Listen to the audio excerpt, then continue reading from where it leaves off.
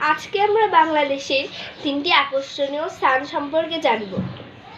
বান্দরবন বাংলাদেশের দক্ষিণ পূর্ব দিকে অবস্থিত একটি পাহাড়ি জেলা হলো বান্দরবন। এখানেই আছে বাংলাদেশের সর্বোচ্চ পাহাড়ি চূড়া তাজিন্ডং। এখানে আরও আছে দর্শনীয় চিম্বুক পাহাড়ি চূড়া ও বগালে।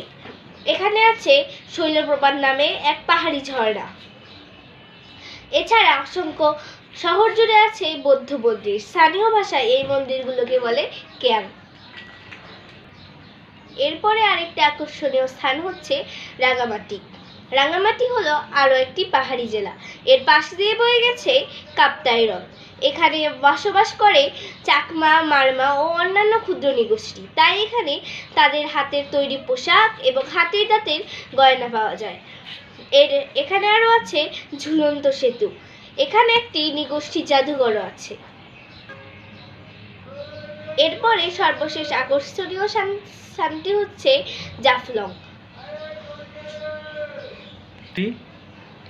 সিলেট বিভাগের উত্তরে খাসিয়া জেলার পাদদেশে জাফলং অবস্থিত।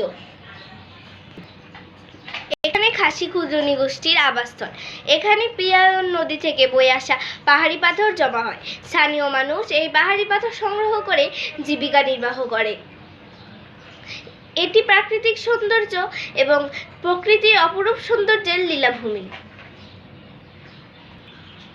আজকে আমরা বাংলাদেশের তিনটি আকর্ষণীয় পাহাড়ি এলাকা সম্পর্কে জানলাম, যা ছিল বান্দরবন, রাঙ্গামাটি ও জাফলং। ধন্যবাদ।